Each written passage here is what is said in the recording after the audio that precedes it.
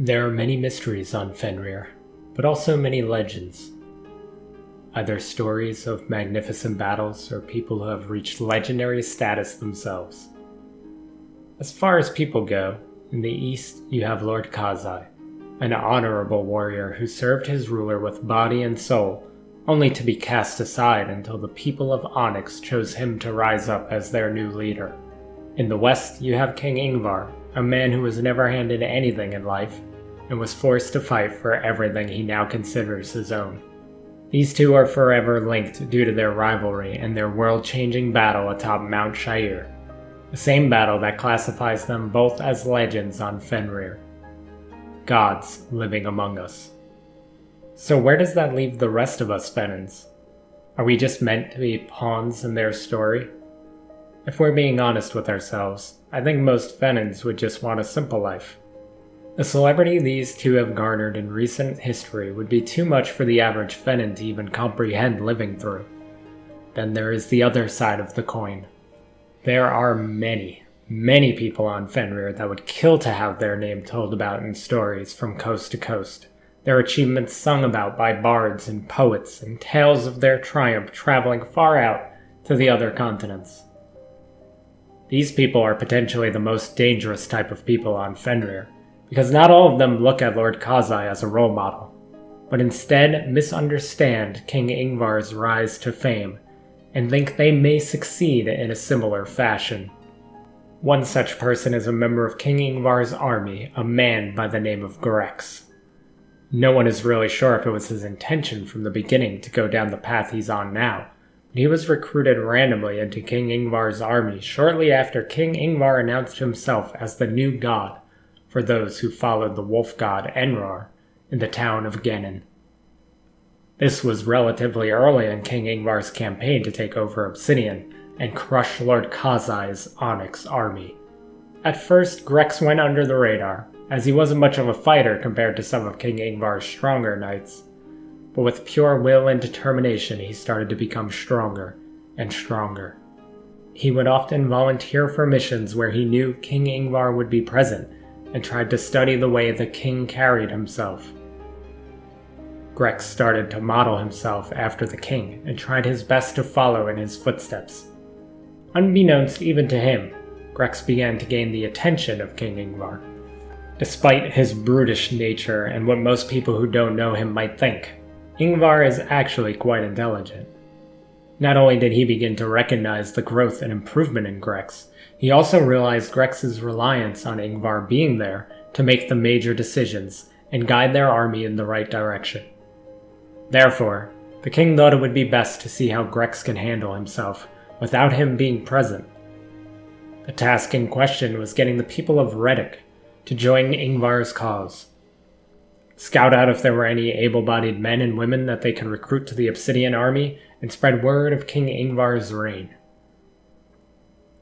At first the mission went smoothly.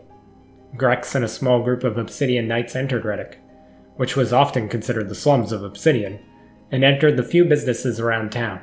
They spoke of King Ingvar and his plans for Obsidian's future. They scouted for new recruits, but were surprised to find a lack of able bodies. Had Obsidian in general paid more attention to Reddick, then this would not come as a surprise. Due to limited resources and even more limited help that Reddick received, most of Reddick's people were malnourished and weak. Only recently had the town been gifted some magical help in the form of a young orphan able to create water out of thin air. But by the time Grex and his men arrived, the orphan wasn't able to make that big of a difference. The seemingly endless water supply was sure to raise some curiosity, so Grex began to ask why this was the case in a town that was otherwise limited. After some forceful prying, Grex found his answer. Though they didn't give the name of the orphan responsible, he at least knew it was connected to the orphanage in general. The entire experience frustrated Grex. Even though finding this orphan would be a huge benefit to King Ingvar's army, the majority of this mission would be considered a failure, and the last thing Grex wanted to do was disappoint his king. Ignoring the importance of this orphan and the impact an endless water supply could have on an army getting ready for war, Grex thought it would be better to show King Ingvar what he would do to those that stood against his king. So he fabricated a lie that fooled even the Obsidian Knights with him on this mission. He He pretended that some of the people in Reddick denounced the new king, and that this was a major insult to their ruler. The carnage that ensued was unlike any massacre seen on Fenrir before. These were trained knights in an army led by one of the strongest fighters on the planet against an entire town of people unfit for combat. The slaughter in the main town was brief, but as the battle, if you could even call it that, spilled over to where the orphanage was, Grex instructed his men to look for the orphan that knows magic. Grex himself made his way from building to building in Reddick, making sure that there were no survivors to tell the tale of what truly happened in Reddick. And thanks in part to the fact that Reddick was hardly noticed by other people on Fenrir, this was a pretty safe plan, and the odds of Grex getting away with it were high. However, as Grex returned to where the orphanage was, he soon realized that the news he would bring back to King Ingvar would still disappoint him. Grex was shocked to see that all of the obsidian knights he brought with him to Reddick were scattered around the orphanage, dead upon the ground. Confused and concerned, Grex checked the entire orphanage. He found a room with a wall broken where the orphan must have been hiding. He rushed outside to see if the orphan's savior or the orphan was still in Reddick, but he didn't see anything except the bodies of the knights assigned to him. When Grex returned to King Ingvar, the king would not even speak with him. Instead, his recruiter, Dita, explained to Grex that he would not be leading any more missions or expeditions for the king, and despite his failures, King Ingvar would instead use Reddick to house those who could not fight in the war. Grex's desire to become the next god king after King Ingvar's rule would not stop there, though. As wartime approaches, he sees many opportunities to get back in the king's good graces. The scariest part of it all is what lengths will Grex be willing to go to in order to prove himself next.